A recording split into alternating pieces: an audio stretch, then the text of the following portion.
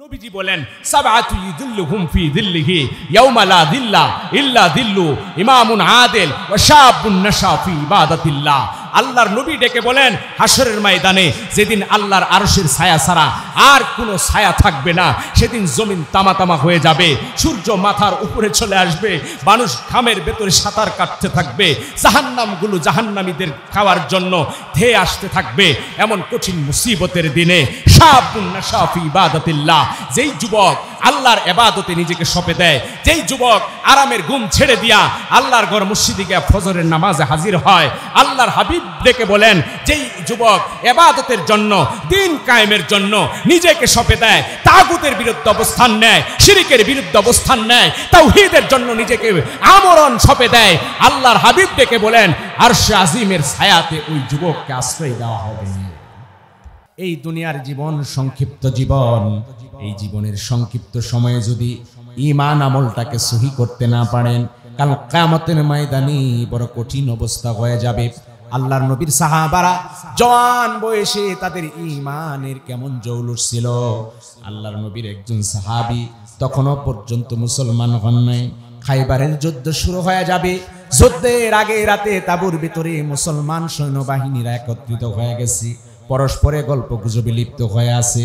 দূর থেকে এক রাখাল ইসলামের নবী মুহাম্মদ রাসূলুল্লাহ সাল্লাল্লাহু আলাইহি ওয়াসাল্লামের সাহাবীদেরকে একত্রিত হওয়া তাঁবুটা দেখতে পেলেন।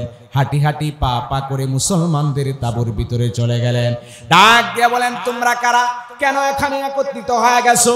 আল্লাহর নবীর সাহাবারা বলেন বেদুইন পথিক, আমরা এখানে একত্রিত হয়ে গেছি ইসলামের নবী আমাদের নবী মুহাম্মদ রাসূলুল্লাহ সাল্লাল্লাহু আলাইহি ওয়াসাল্লামের নেতৃত্বে কালকের দিনে খাইবারের প্রান্তরে আল্লাহর দুশমনের বিরুদ্ধে লড়াই করব, জিহাদে অবতীর্ণ হব। আল্লাহর নবীর সাহাবারা এমন কথা বলার পরে ওই বেদুইন রাখাল ডেকে বলে, ও নবীর সাহাবারা, যদি তোমরা কাফেরদের বিরুদ্ধে লড়াই করো কি লাভ হবে, তোমাদের কি উপকার হবে? আল্লাহর নবীর সাহাবারা ডেকে বলেন, বেদুইন, যদি আমরা কাফেরদের বিরুদ্ধে লড়াই করে শহীদ হয়ে যায়, যদি আমরা দুনিয়া থেকে বিদায় গ্রহণ করি, আমার আল্লাহ রাব্বুল আলামিন আমাদেরকে জান্নাতুল ফিরদাউস নসিব করবে। আমার ভাইয়েরা বন্ধুরা আমার, ওই রাখাল সাহাবী ডেকে বললেন, যদি আমিও তোমাদের সাথে খাইবারের প্রান্তরে জিহাদে শরীক হই, আমার জন্য কি এমন জান্নাত হবে নাকি? আল্লাহর নবীর সাহাবারা বলেন হ্যাঁ হবে, তবে শর্ত হলো তুমি মুসলমান হতে হবে। জলদি যাও, আমাদের নবী সেনাপতি জনাবে মুহাম্মদ রাসূলুল্লাহর দরবারে চলে যাও। আমার ভাইয়েরা বন্ধুরা আমার, ওই রাখাল চলে গেল। আল্লাহর নবী সাল্লাল্লাহু আলাইহি ওয়াসাল্লাম গাছের সাথে হেলান দিয়া বসে আছেন। রাখাল কাছাকাছি গেলেই নবীজি ডেকে বলেন, হে পথিক বেদুইন, তোমার নাম কি, পরিচয় কি?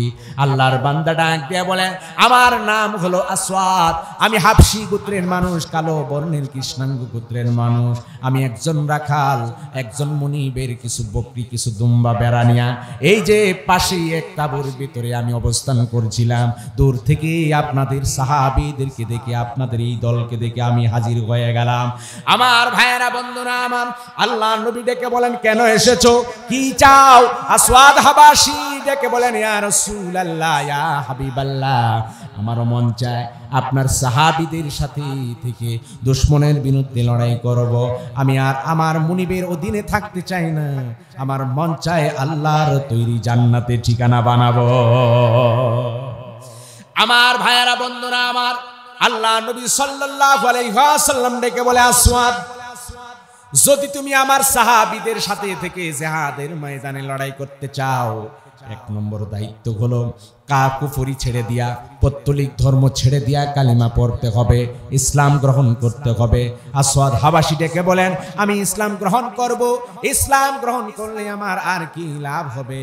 আল্লাহর নবী ডেকে বলেন, আল ইসলামু ইয়ানহাদিমু মা কানা ক্বাবলা, যদি কাট্টা কাফের পর্যন্ত কালিমা পড়ে মুসলমান হয়ে যায়, আমার আল্লাহ রাব্বুল আলামিন পেছনের জিন্দেগির গুনাহগুলো মাফ করে দেন। গুনাহ মাফ করবেন কে? পশুগুলা পৌঁছে গেল মনিবের বাড়িতে। হযরতে আসওয়াদ হাবাসী রাদিয়াল্লাহু তাআলা আনহু মুসলমান হয়ে গেলেন, কালিমা পড়লেন। আমার ভাইয়েরা বন্ধুরা আমার, হযরত আসওয়াদ হাবাশী রাদিয়াল্লাহু তাআলা আনহু ডেকে বলেন, ইয়া রাসূলুল্লাহ, কালিমাটা পড়েছি, মুসলমান হয়ে গেলাম, ইত্যবসরে আমার কি বিধান রয়েছে, কি করণীয়? আল্লাহ নবী ডাক দেয়া বলেন, রে আসওয়াদ, বুনিয়াল ইসলামু আলা খামসিন, শাহাদাতি আল্লা ইলাহা ইল্লাল্লাহ, ইসলামের ভিত্তি হলো 5টা। 1 নম্বর হলো আল্লাহ ছাড়া কোনো ইলাহ নাই, সাক্ষ্য দেওয়া মুহাম্মদ সাল্লাল্লাহু আলাইহি ওয়াসাল্লাম আল্লাহর রাসূল, এই সাক্ষ্যটা দেওয়া।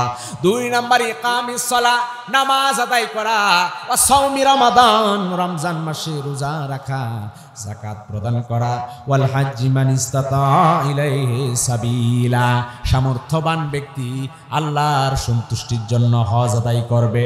কিন্তু আসওয়াদ, এই মুহূর্তে তুমি কালিমা পড়ে মুসলমান হয়ে গেলে, এখন তো নামাজের কোনো ওয়াক্ত না, নামাজের কোনো সময় না, এখন জিহাদের ময়দানে তুমি অবতীর্ণ হয়ে গেছো, রমজানের মাস না, আবার তোমার কাছে এমন মাল না যেই মাল দিয়ে তুমি যাকাত আদায় করবে, হজের মৌসুম না, তুমি হজ আদায় করবি। এই মুহূর্তে আল্লাহর জমিনে দিন কায়েমের স্বপ্ন নিয়া কাফেরদের বিরুদ্ধে লড়াইয়ের জন্য নির্দেশ হয়ে গেছে। আসওয়াদ, যেহেতু তুমি মুসলমান হয়ে গেছো, আমার আরো যত মুসলমান সাহাবী আছে, অন্য সাহাবীদের সাথে তোমাকেও জিহাদের ময়দানে হাজির হতে হবে। আসওয়াদ, আল্লাহর জমিনে দিন কায়েমের জন্য প্রয়োজনে জীবন বাজি রাখতে হবে।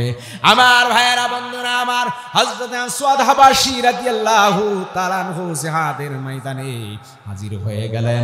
সাহাবীদের কাছ থেকে তরবারি ধার নিলেন, নিয়াজ দুশমনের বিরুদ্ধে লড়াই করলেন। খায়বারের যুদ্ধ যখন শুরু হয়ে গেল, কাফেরদের সাথে তুমুল লড়াই হয়ে গেল। যুদ্ধ শেষে মুসলমানদের আল্লাহ রাব্বুল আলামিন বিজয় দান করে দিলেন। কিন্তু কিছু সাহাবী শাহাদাতের অমীয় সুধা পান করেছেন, আর কিছু সাহাবী বেঁচে ফিরেছেন।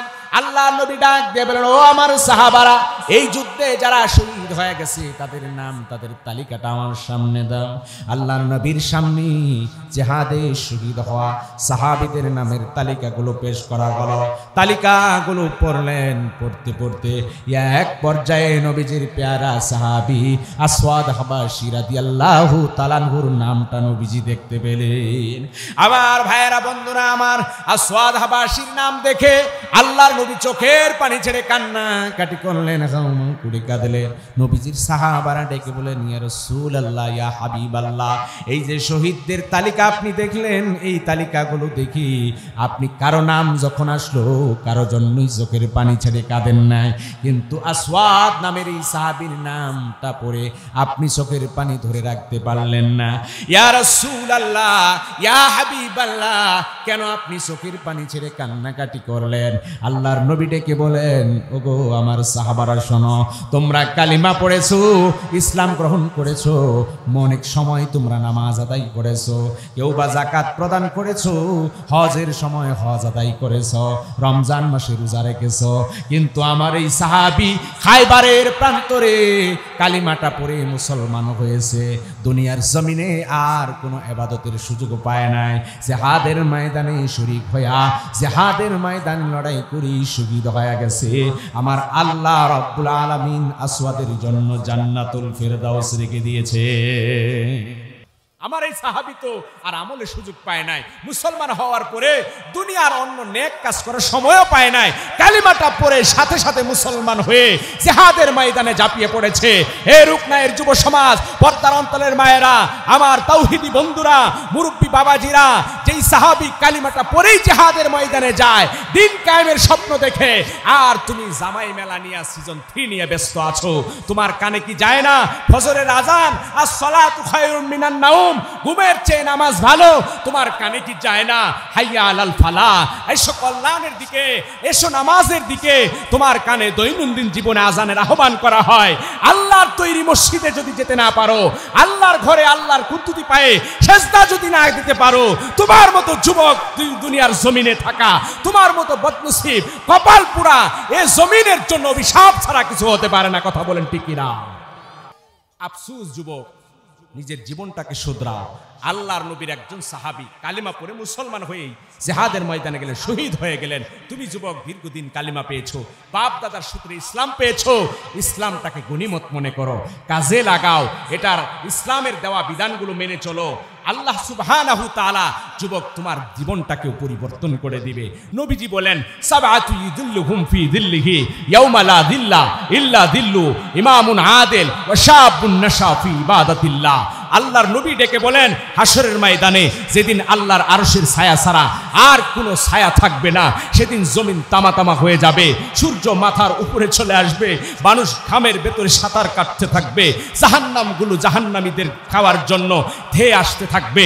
এমন কঠিন মুসিবতের দিনে শাবুন নাশা ফি ইবাদাতিল্লাহ, যেই যুবক আল্লাহর ইবাদতে নিজেকে সঁপে দেয়, যেই যুবক আরামের ঘুম ছেড়ে দিয়া আল্লাহর ঘর মসজিদে গিয়ে ফজরের নামাজে হাজির হয়, আল্লাহর হাবিব ডেকে বলেন যেই যুবক ইবাদতের জন্য দিন কায়েমের জন্য নিজেকে সঁপে দেয়, তাগুতের বিরুদ্ধে অবস্থান নেয়, শিরকের বিরুদ্ধে অবস্থান নেয়, তাওহীদের জন্য নিজেকে আমরণ সঁপে দেয়, আল্লাহর হাবিব ডেকে বলেন আরশে আজিমের ছায়াতে ওই যুবককে আশ্রয় দেওয়া হবে। ওই যুবককে আশ্রয় দিবেন আল্লাহ সুবহানাহু ওয়া তাআলা আরশে আজিমের ছায়াতে, যদি ইবাদতে সে উদ্যমী হয়, ইবাদতে যদি আগ্রহী হয়।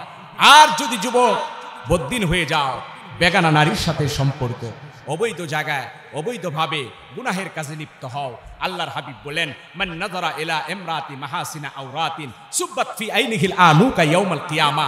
যেই যুবক কোনো পরনারীর দিকে লোলুপ দৃষ্টি নিয়ে তাকাবে আর কোনো নারীর দিকে তাকায়া জিনা ব্যভিচারের কামনা বাসনা করবে, আল্লাহর হাবিব বলেন তার চোখের ভিতরে কিয়ামতের দিনে গলিত সীসা ঢেলে দেওয়া হবে। নাউজুবিল্লাহ। বড় কঠিন অবস্থা হয়ে যাবে হাসরের ময়দানে। আল্লাহর তৈরি জান্নাতে যেতে হলে তাওহীদের পথে থাকতে হবে, ঈমানের পথে থাকতে হবে, নেক কাজগুলো বেশি বেশি করে করতে হবে। কথা বলেন ঠিক কিনা? এজন্য আল্লাহ সুবহানাহু ওয়া তাআলা বললেন ইন্নাল্লাযীনা আমানু ওয়া আমিলুস সালিহাত, নিশ্চয়ই যারা নেক কাজ করবে, নিশ্চয়ই যারা ঈমান আনবে, ওয়া আমিলুস সালিহাত, এবং যারা নেক কাজ করবে, কানাত লাহুম জান্নাতুল ফিরদাউসি নুজুলা, তার জন্য জান্নাতুল ফিরদাউস হবে আতিথিয়তা, মেহমানদারি। জান্নাতুল ফিরদাউস সর্বোচ্চ জান্নাত। এজন্য আল্লাহর হাবিব বলেন যখন তোমার দোয়া করো আল্লাহর কাছে জান্নাত চাও, তখন চাইবে জান্নাতুল ফিরদাউস। কোন জান্নাত? জান্নাতুল ফিরদাউস। আল্লাহর কাছে আবেদন করা, প্রার্থনা করা।